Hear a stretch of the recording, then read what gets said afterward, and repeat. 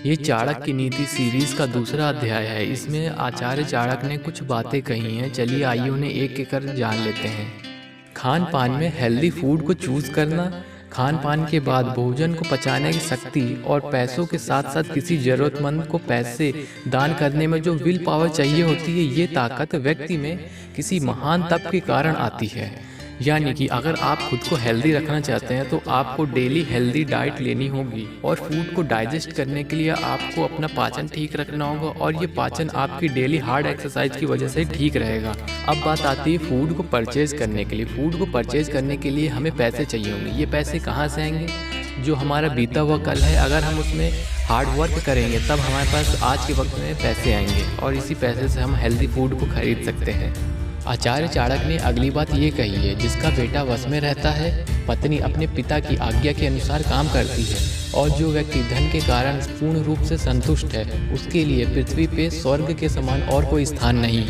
यानी कि जो बेटा बेटी अपने माता पिता का आदर सम्मान करती है और जो पत्नी अपने पति परमेश्वर की बातों का पालन करती है और जिसके पास आज के समय में पैसा है, उसके लिए ये दुनिया से अच्छा और कोई स्थान नहीं।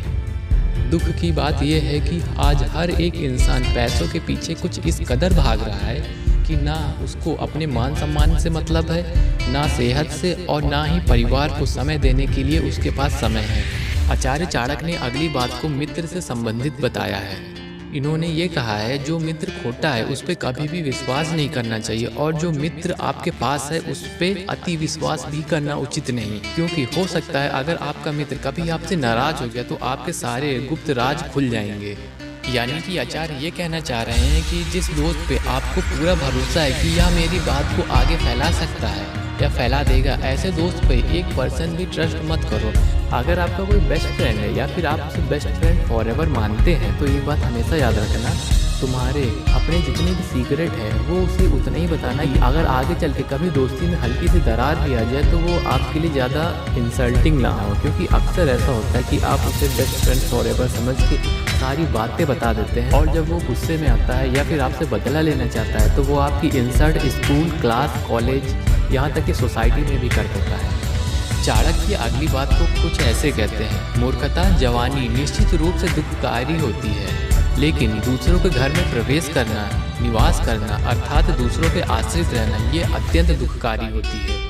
चाणक्य का कहने का ये मतलब है कि अगर आप किसी के घर में रहते हैं तो आप खुल के कुछ भी नहीं कर सकते। आपको करने से पहले 10 बार सोचना होगा और खुद का घर हो तो करने से पहले कुछ भी सोचना नहीं पड़ता। चाणक्य नीति में अगली बात ये कही गई है कि बुद्धिमान लोगों को चाहिए कि वह अपने पुत्र और पुत्रियों को अच्छे गुणों और अच्छे कार्यों में लगाएं, क्योंकि नीति जानने वाले लोगों और अच्छे गुणों से युक्त सज्जन व्यक्तियों को हर स्थान पे पूजा जाता है।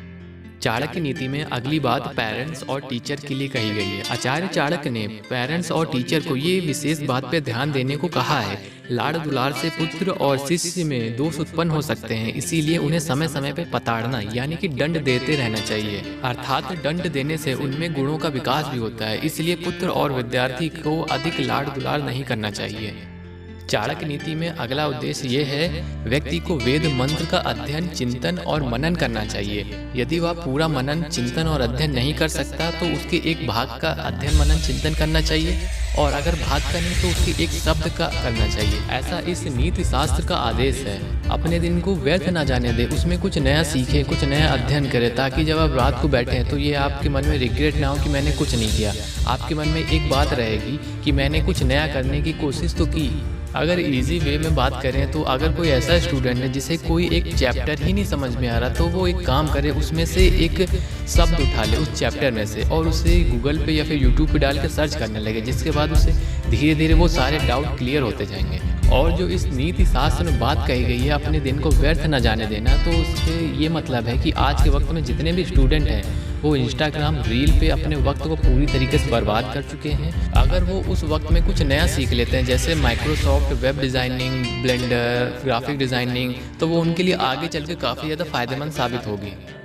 चाणक्य नीति में अगली बात ये कही गई है कि पत्नी का बिछड़ जाना, अपने बंधुओं द्वारा अपमानित होना, कर्ज पे चढ़े रहना और दुष्ट मालिक की सेवा करना, ये बातें ऐसी हैं जो कि इंसान को धीरे धीरे अंदर ही अंदर जलाती रहती है। आचार्य ने ग्रह गृहस्थी के बारे में कुछ बात कही है। उन्होंने ये कहा है, जो वृक्ष नदी के किनारे जन्म लेता है, जो स्त्री किसी दूसरे घर में रहती है और जिस राजा के पास एक अच्छा मंत्री ना हो, इस बात पे कोई दो राय नहीं है कि इनका एक ना एक दिन नष्ट होना तय है। ऐसा इन्होंने इसलिए कहा है, अगर राजा के पास एक अच्छा मंत्री ना हो और स्त्री किसी दूसरे के घर में रहती है तो वह किसी के बहकावे में आके गलत डिसीजन ले लेंगे और अपने आप को बर्बाद कर देंगे। आचार्य चाणक्य ने अगली बात ये कही है, वैश्या निर्धन व्यक्ति को, प्रजा पराजित राजा को, पक्षी फलहीन वृक्ष को, अचानक आया अतिथि भोजन के बाद, ब्राह्मण दक्षिणा प्राप्त करने के बाद यजमान के घर को, विद्यार्थी विद्या प्राप्त करने के बाद गुरुकुल को, और जंगल में आग लगने के बाद जंगल के सभी जानवर जंगल को। ये सभी लोग अपने स्थान से एक निश्चित समय काल पर या समय आने के बाद लाभ प्राप्त करने के बाद उस स्थान को, उस वस्तु को, उस व्यक्ति को त्याग कर आगे चले जाते हैं। चाणक्य यह कहना चाह रहे हैं कि वस्तु, व्यक्ति और स्थान एक न एक दिन तो आप उसे त्यागेंगे या फिर वो चीज आपको त्यागेगी। आचार्य चाणक्य अगली और आखिरी बात ये कहते हैं कि मन से सोचा हुआ कार्य वाणी द्वारा कभी प्रकट नहीं करना चाहिए, परंतु मनन पूर्वक भली प्रकार सोचते हुए उसकी रक्षा करनी चाहिए और चुप रहते हुए उसे सोची हुई बात को कार्य रूप में बदल देना चाहिए। यानी कि चाणक्य ये कह रहे हैं कि कभी भी अपने आइडिया को किसी दूसरों को बताओ मत, उसे करके दिखाओ, क्योंकि करने के बाद ही वो आपकी असल महत्व को पहचानेगा।